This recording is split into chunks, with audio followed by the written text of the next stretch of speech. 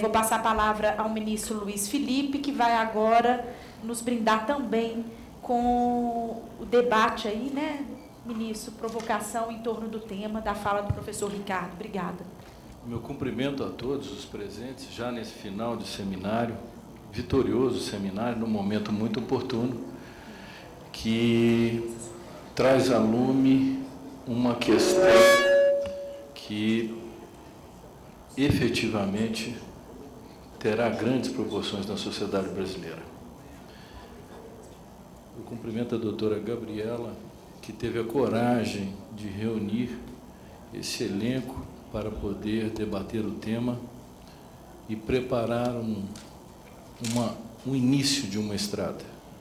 Ao doutor professor Helder, procurador, amigo, colega, que há muito tempo se dedica ao tema, acho até que foi muito modesto nas suas considerações, tinha muito a dizer. O professor Ricardo Antunes já é conhecido de todos nós, tem sido um verdadeiro baluarte, um farol nessa luta contra a terceirização desenfreada.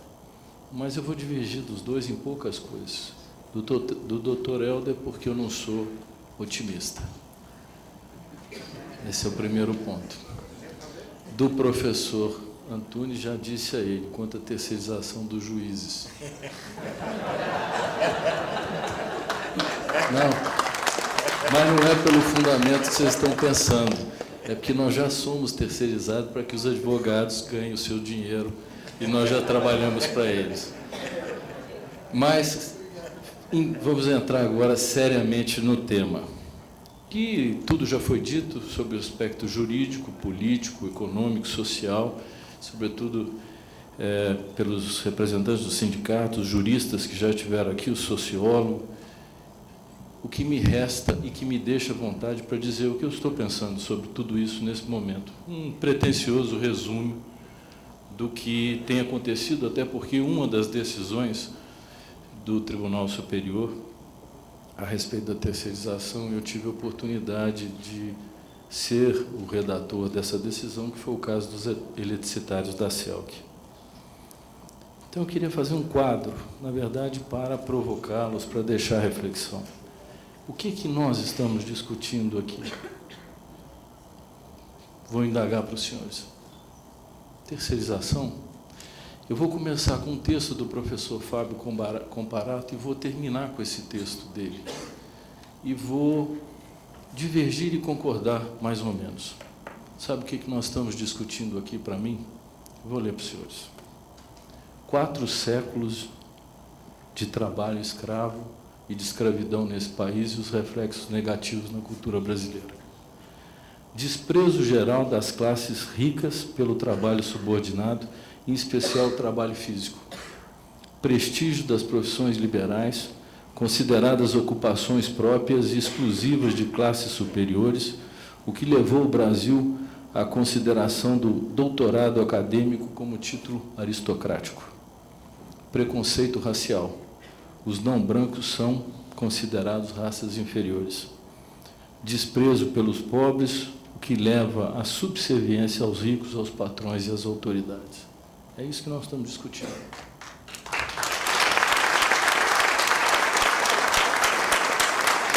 É exatamente a consequência negativa de 400 anos de escravidão nesse país.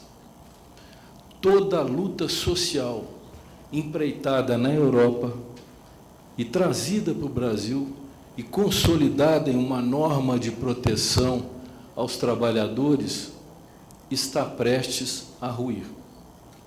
Não sobrará nada a partir do momento em que estiver franqueada a terceirização. Todo o sistema trabalhista será desconstruído. E desconstruído por uma razão que me abalou profundamente nessa luta e nesse debate em torno da matéria. A mais absoluta falta de vontade do Supremo Tribunal Federal de ler o direito do trabalho. Todas as conquistas sociais, fruto de séculos de luta, todas vão ruir a pretexto de que a economia precisa de efetividade e produtividade. Qual foi o modelo escolhido?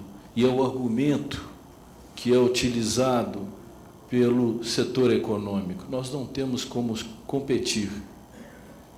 Bom, se o problema é competir, nós temos problemas estatais com relação a tributos, temos problemas de eficiência, infraestrutura, produtividade, até em termos de exportação, mas e o preço do salário? Eu perguntaria a um trabalhador terceirizado, que eu acho que deve ser a pergunta que ele deve fazer assim, qual é a promoção que eu posso ter na minha carreira? Qual é a oportunidade social que eu posso ter na minha carreira? É nenhuma. Ele vai ser terceirizado o resto da sua vida. Ele não tem possibilidade de ascensão. Ele não tem como agregar conhecimento para poder ter uma ascensão profissional dentro da empresa. Ele não tem empresa, ele é horizontal. Ele é tão horizontal que ele não tem identidade. Nós todos aqui, o tempo todo, estamos falando assim, o terceirizado. Virou um conceito, já virou um substantivo. Nós olhamos dentro da empresa, já tem um terceirizado que faz a vigilância, a limpeza, etc. Ele não tem nome, ele não é um trabalhador. Tornaram uma categoria de invisíveis dentro do próprio local de trabalho. Nós temos invisíveis. Agora vamos retomar a história e talvez eliminar algumas falácias, e aqui eu estou falando já com toda a liberdade, já não é mais uma fórmula eminentemente técnica. O Tribunal Superior do Trabalho é contra a terceirização, que é o discurso que tem sido adotado. Li agora, a Magda me trouxe um texto do Estado de São Paulo, em que disse que aqueles que estão contrários à terceirização são xiitas. São radicais. Está no texto, está na leitura, é público, é para ler. Eu não estou dando nome, nem eu estou apenas me referindo ao texto. O gozado é que esse não xiita estava aqui quando redigiu a súmula, que proibia a terceirização ampla. Quem assina redigiu a súmula. Devia ter a coragem de explicar por que não defendeu essa ideia antes.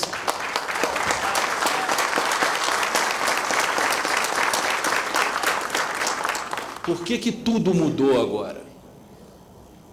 As coisas não mudaram assim.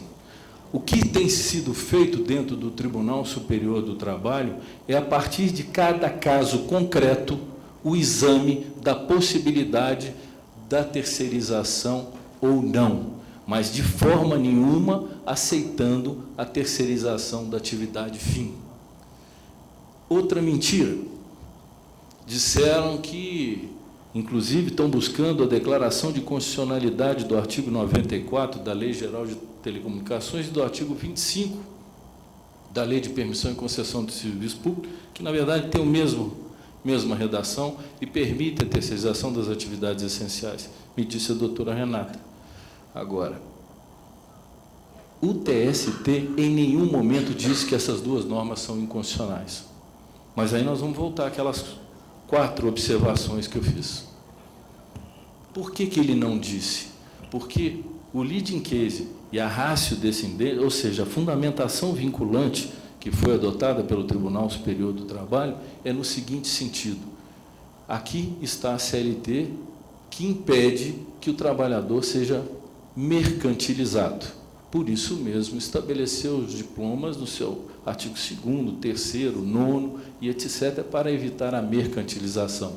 Foi por esta mesma razão que ele se descola do Código Civil. Ele descola do Código Civil e torna-se um diploma para proteger o empregado.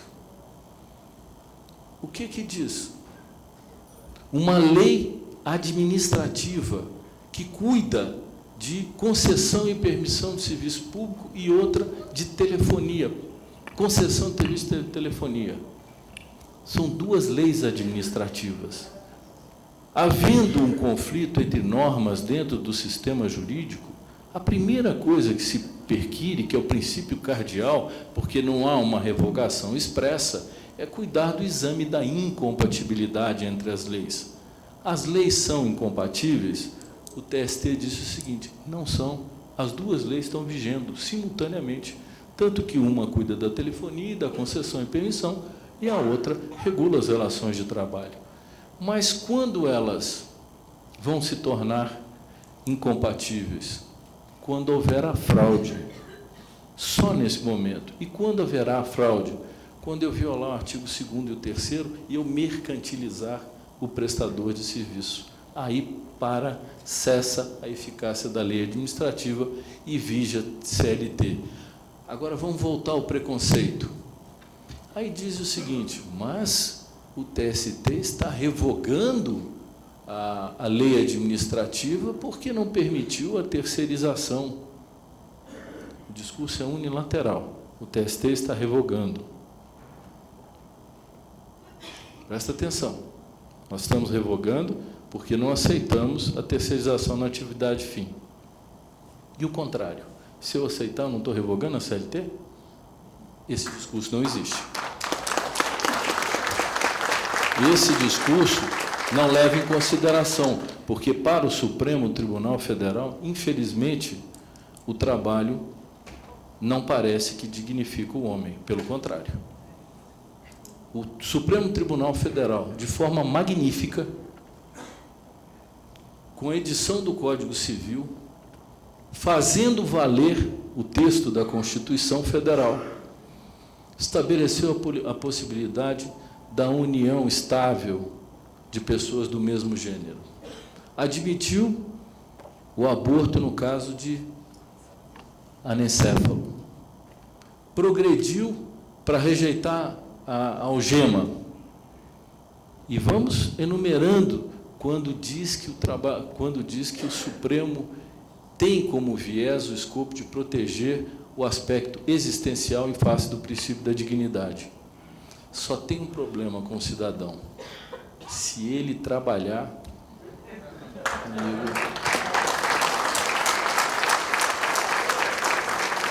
a centralidade do trabalho humano, me parece, não é. Estão achando que é um argumento duro, duro, porque nós temos lutado bravamente para conciliar a Constituição Federal, a CLT e todas essas normas e preservar axiologicamente a dignidade da pessoa humana. Mas querem um exemplo?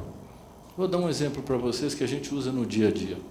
Vamos imaginar que um órgão da administração pública contrate uma reforma do seu prédio. Pois bem, realizando a reforma, cai uma pedra lá de cima e atinge um cidadão que está passando. Esse cidadão ingressa na justiça e diz o seguinte: responsabilidade objetiva do Estado. Então você vai me reparar integralmente. Fácil, uma ação rápida, ele não tem que provar. Vamos trocar o exemplo: não caiu a pedra, caiu o trabalhador. Esse cidadão que foi atingido pelo trabalhador entra na justiça e fala: fui atingido, responsabilidade objetiva, você vai ter que me indenizar. E o trabalhador? Ele vai ter que provar a culpa da empresa por ele ter caído para poder cobrar da empresa, e diz o Supremo que não tem responsabilidade da administração pública porque ele citou e não tem a obra. Esse é o resultado. Essa é a pequena diferença do que nós estamos falando. Então, qual é a minha preocupação e qual é o meu desabafo nessa altura? Eu espero que o Supremo Tribunal Federal, após esse início, um tanto quanto eufórico, comece a ponderar aquilo que está em jogo, o que está sendo debatido. Porque os exemplos que o professor deu dessa empresa japonesa, Foxconn, ela é famosa. Ela está no Brasil, inclusive. Está prestando serviços aqui. Mas será que existe uma possibilidade de, a partir do conceito de dignidade, que é fundamento central da Constituição brasileira, uma Constituição cidadã, eu conseguir decotá-lo ao meio, Quer dizer, quando eu sou cidadão, eu tenho uma proteção, tenho uma interpretação ampla, uma interpretação de vanguarda do direito existencial. Porém, se eu trabalho, eu basicamente não consigo o mesmo resultado, muito embora eu seja um ser humano e esteja prestando serviço. Essa é a grande indagação que eu faço ao Supremo Tribunal Federal. Por quê? Se toda a história do trabalho foi de conquista social. Eu vim agora de São Paulo, num congresso sobre o novo Código de Processo Civil, ao lado estava vendo um congresso sobre a terceirização, mobilizando grandes juristas, a peso de ouro, para se prepararem para o embate no Supremo Tribunal Federal. E os senhores aqui estão aqui por idealismo. E nós também, por essa mesma razão, porque acreditamos que não se pode construir um país a partir do rebaixamento profissional do ser humano.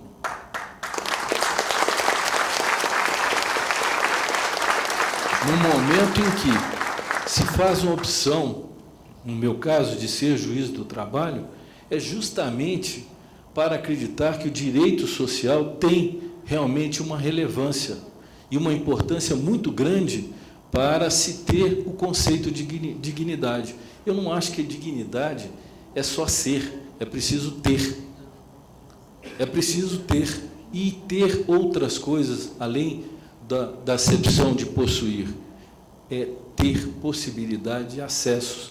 Democracia sem acesso é mentira. Não há.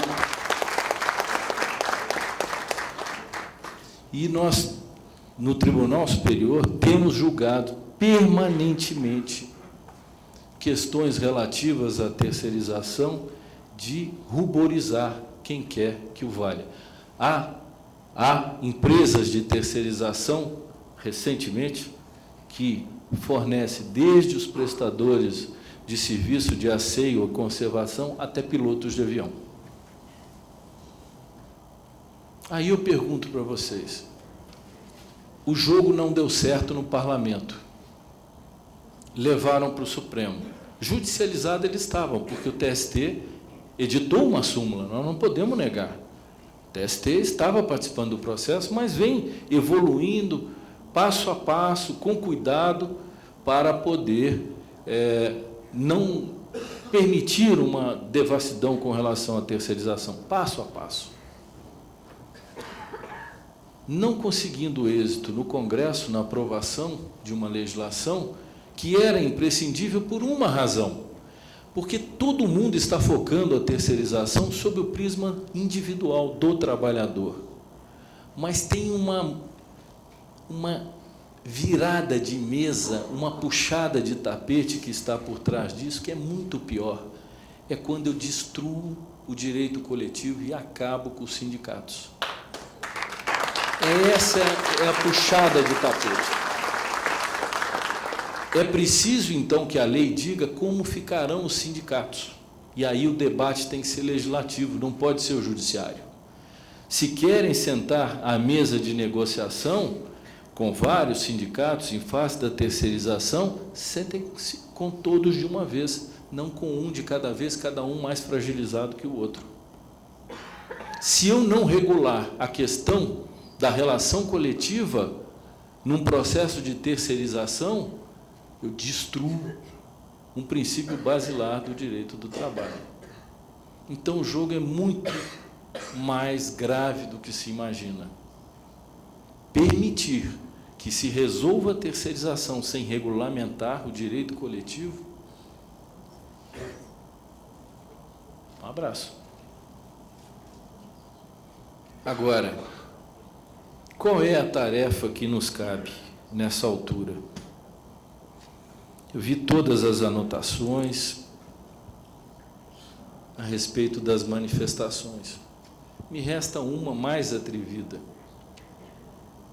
Todos os processos relativos ao embate sobre a lei Geral de Telecomunicações e sobre a questão da lei de concessão e permissão de serviço público, acredito que o ministro Zé Roberto tenha dito isso aqui, as reclamações constitucionais foram todas arquivadas.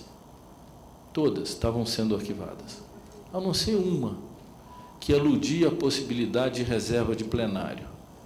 Acontece que nós não tínhamos declarado a inconstitucionalidade, nós dizíamos que havia conflito, tanto que as demais reclamações analisadas no Supremo diziam o seguinte: olha, aqui não é uma questão constitucional, eles estão tratando de uma antinomia no sistema, um conflito de norma, está arquivada. De repente, em embargos de declaração, em planilha, é provido e dada repercussão pelo 5º da Constituição Federal. Algumas pessoas aqui não são versadas da área, talvez não entendam assim, por que esse espanto com o 5º da Constituição Federal? Porque existe uma súmula do Supremo Tribunal Federal que diz que não cabe recurso extraordinário pelo 5º, porque o 5º é aquele que diz, é o princípio da legalidade, que ele é dirigido à administração pública, ele não é para o judiciário. Ah, mas aqui é o princípio da livre iniciativa, ele é absoluto, e o valor do trabalho humano não é conciliável com ele? Não, violação do 5º da Constituição Federal. E depois o Tribunal Superior do Trabalho é que foi acusado de ativismo quando tratou do tema da terceirização. Nós somos os ativistas, mas nós não conhecemos pelo 5º. Então, vejam os senhores que a questão é muito delicada. Não sou tão otimista, doutor Helder. Também não sou pessimista. Eu acho que devemos defender o que achamos correto, porque a vida é exatamente isso. Nós não podemos fugir das batalhas justas. E esta é uma delas. E cabe a nós, o Tribunal Superior do Trabalho tem reiteradamente procedido ao exame cauteloso desses casos, fato a fato. E aqui é o último ponto, antes de eu encerrar, e citar o próprio professor Fábio. O Supremo Tribunal tem uma possibilidade no julgamento de dizer o seguinte: não, está mantido a súmula 331. Isso é uma possibilidade. E as coisas continuam como estão, caso a caso sendo analisado. Tem uma segunda. Neste caso, que discute empresa de florestamento e reflorestamento, que, curiosamente, no contrato social diz que o objeto dela é florestamento e reflorestamento, que ela terceirizou, ele franquear a terceirização, mas em que limite? E fora do próprio caso concreto. E aí nós teríamos verdadeiramente aberto uma comporta insuperável. Agora, haverá uma consequência processual dessa comporta: a usurpação da competência constitucional do Tribunal Superior do Trabalho e da Justiça do Trabalho. Quem compete dirimir os conflitos relativos às relações de trabalho por força das normas infraconstitucionais é a Justiça do Trabalho. E o Supremo vai regular caso a caso? O que ele vai dizer na consequência? Eu confesso que não sei, eu já nutro uma grande curiosidade. Qual seria a consequência desse julgamento? Ou ele diz que tudo pode, nada pode, ou então nós vamos ter uma terceira surpresa. Agora, que a competência da Justiça do Trabalho será usurpada? Será, porque o fenômeno do trabalho é dinâmico, cada caso é um caso. Posso dar um exemplo simples. Na década de 90, nós tivemos o caso das empresas de processamento de dados, que se deslocavam do núcleo das grandes empresas. O que disse a Justiça do Trabalho naquela altura? Quando esse departamento de dados era um mero desmembramento da empresa, mas exercia toda a atividade para a empresa, era fraude. Agora, quando essa empresa de processamento de dados constituiu-se numa empresa com um serviço especializado, com um know-how específico, prestando dado a várias empresas diferentes, ela tinha um serviço diferente e não havia fraude. Isso tudo vai ser ignorado. nós vamos passar com uma decisão que vai ser uma vala comum para qualquer lado. Vejam a dificuldade.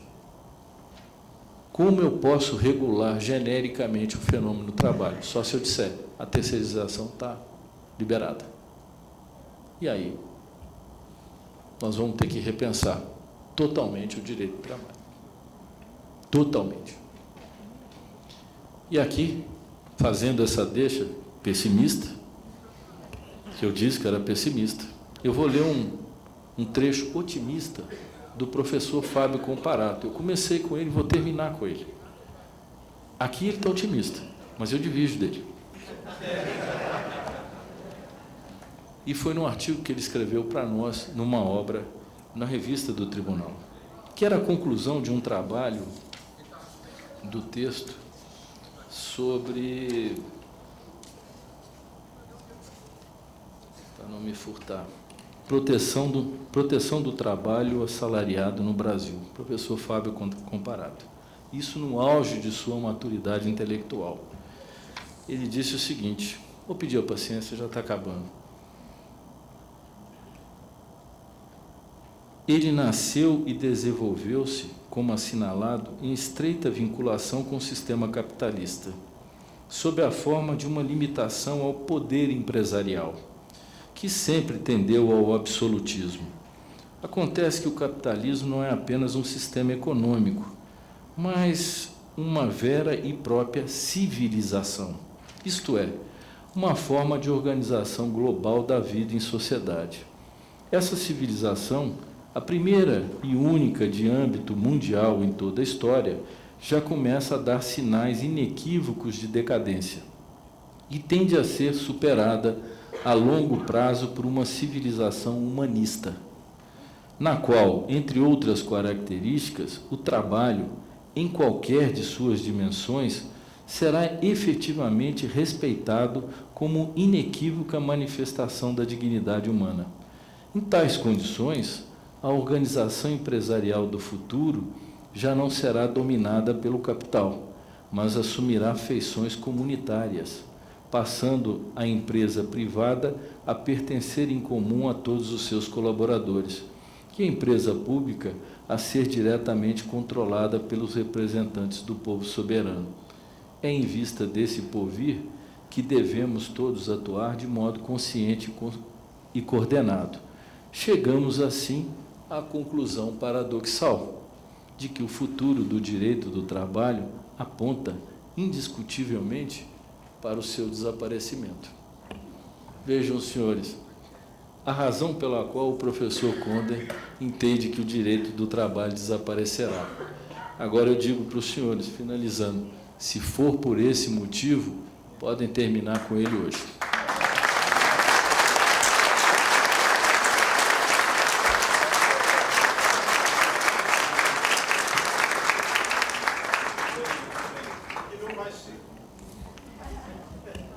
O que me impressiona é que nós estamos aqui com o ministro do Tribunal Superior do Trabalho, falando com coragem, com firmeza, botando o dedo na ferida.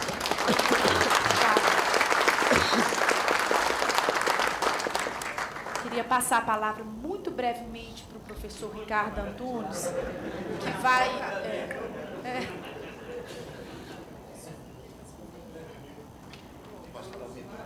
Você vai falar só um minuto. Não, eu acho que os dois comentários, na verdade, foram muito mais do que isso, né? Jogam para pensar que sociedade nós queremos. O trabalho que estrutura o capital desestrutura a humanidade. O trabalho que haverá de estruturar a humanidade deverá desestruturar o capital. É um imperativo do século XXI. A sociedade escravista, escravocrata, tem sequelas muito profundas, né? Eu acho que o que fica daqui é que nós temos que fazer uma campanha muito ampla. Sindicatos, todos os sindicatos deveriam organizar debates a partir de amanhã nos seus sindicatos, né? Por que não queremos a terceirização total e por que não queremos a terceirização? Porque, na verdade, impedir a terceirização total pode ser, por um lado, o Helder perguntar, para onde vamos? Para a sociedade da barbárie completa. Travar a terceirização da atividade fim pode ser o começo de uma luta contra a terceirização.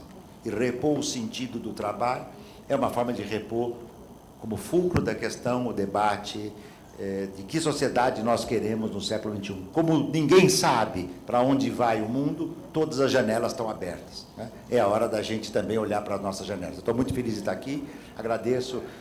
Não foram debates, foram falas, aprendemos muitos todos aqui, e espero que esse seminário tenha sido positivo para que a gente... E o Supremo só será suscetível, né, se ele sentir pressão das lutas sociais, da população, nas mídias, nas redes sociais, né, para que esse debate da terceirização não fique na mão deles, né? Nós temos que fazer uma contra-hegemonia poderosa aí para poder balançar um pouco esse quadro. Muito obrigado, e de minha parte eu agradeço a paciência de vocês, né, por ter participado dessa nossa atividade e pela positividade e força que nós saímos daqui com esse seminário. Muito obrigado.